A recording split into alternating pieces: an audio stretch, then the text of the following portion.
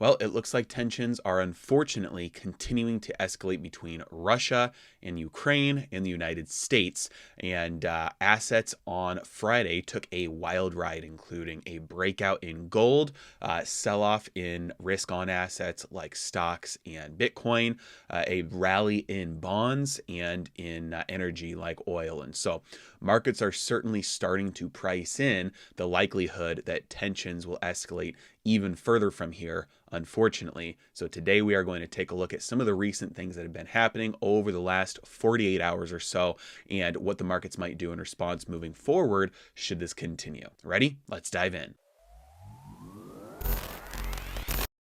All right, so we are continuing to see increasing warnings from both sides about basically back down or else. And so Biden has warned Putin that we will react decisively. Sanctions are going to be one of the first things that we do. It will not be military action at first. Now, Russia said something recently that struck me as very interesting.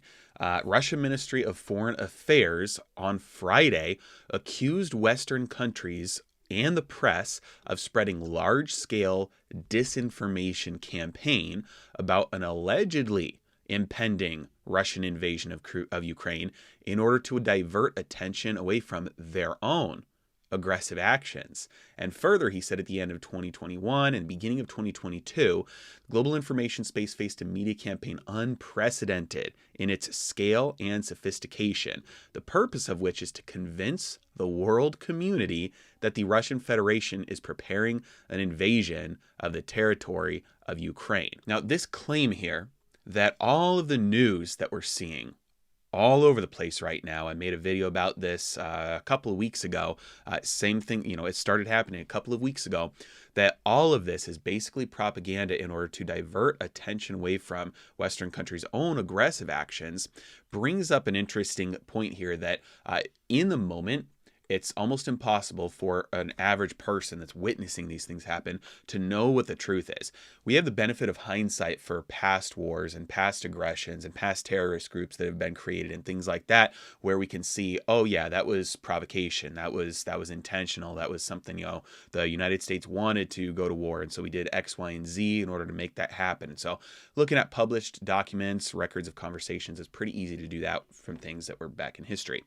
In the moment, though, those things are not public, and at this point in time, from my perspective, it seems pretty much impossible to know who's telling the truth here.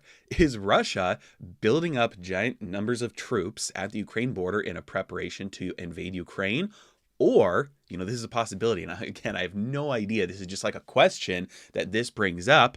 What if there is a desire by Western countries, especially the United States, to build up troops near Russia? And in order to do that, we have to have a reason.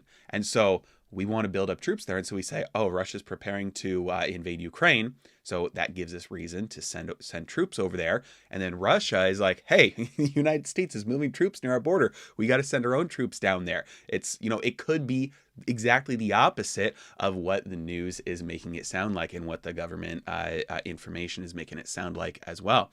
And so, again, it's impossible to know what exactly is happening. And maybe it's a combination of both. But at this point, who knows? Another interesting thing that recently happened within the last 24 hours, a U.S. submarine allegedly violated Russia waters in the Far East. And so apparently a Russian naval vessel found a U.S. submarine in Russian waters in a place where they were not supposed to be, and ordered them to surface. And it says that the U.S. submarine left Russian territorial waters at maximum speed.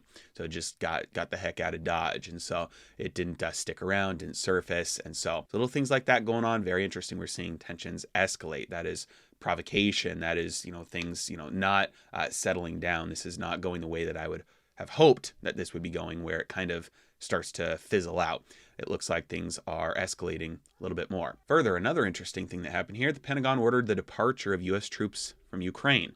So this is interesting, and I'm not a military strategist. I don't understand why that would be. If you're concerned about Ukraine getting invaded by Russia and you're saying that, hey, we want to make sure that this doesn't happen, why Why are you pulling the troops out? Now, it might be because you can't have the troops there, because then if Russia invades, and it's a direct military action against the United States because they're there. I'm not sure how this stuff works, but in any case, the U.S. troops are leaving to go to neighboring countries.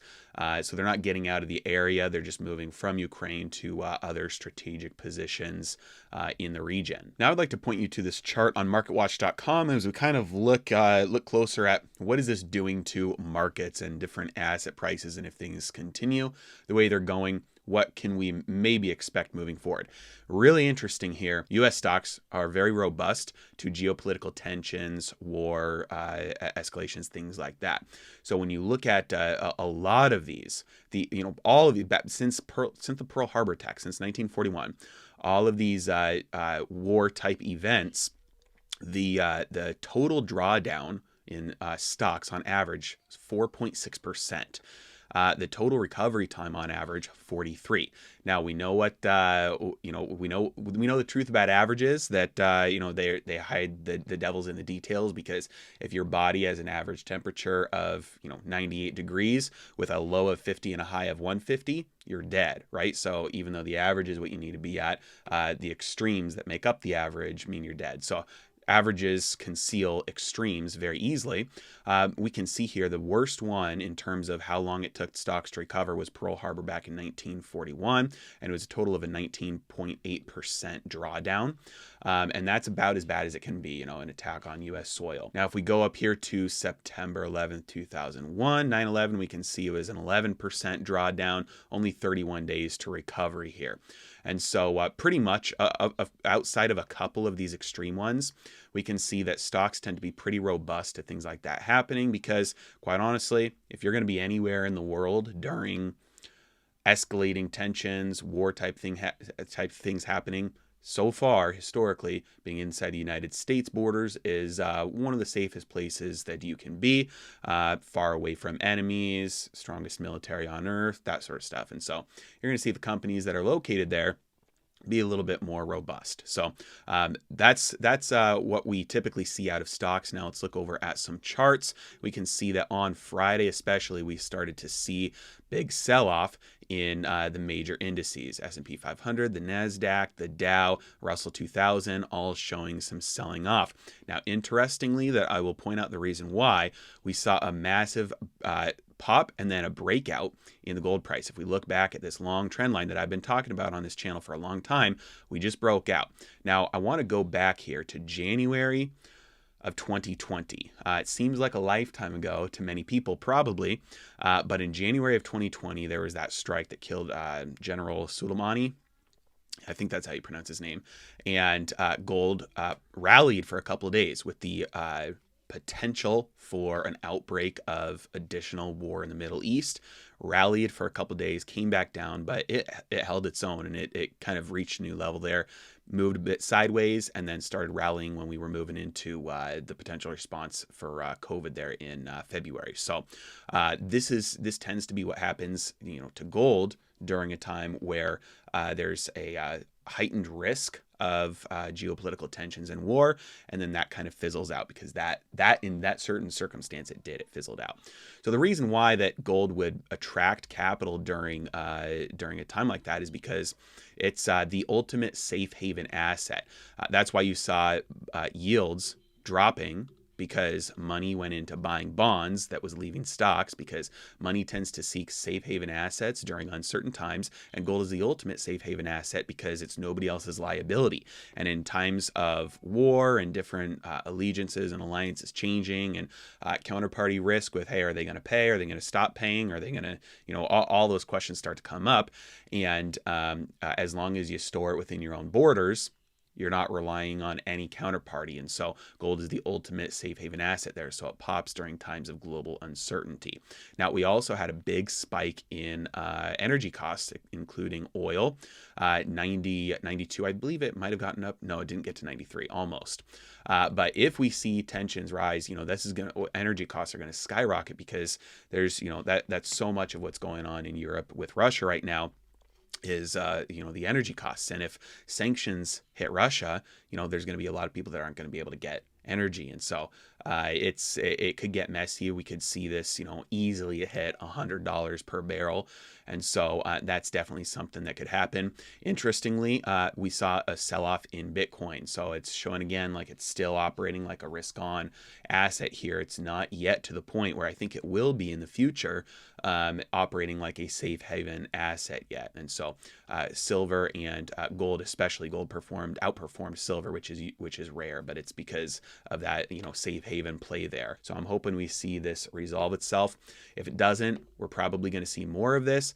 Yields will start to fall as bonds are traded as a safe haven asset, and especially this is important, investors starting to see the Fed's likelihood of continuing or increasing the taper, tightening, raising rates. They would see, an expectation of that slowing down. The Fed would probably pull back from their hawkish stand recently, and they would say, hey, these are real global risks here, so we're not going to, we're just going to keep the accommodation where it's at right now, and we're going to hold off. So we could definitely see that out of the Fed.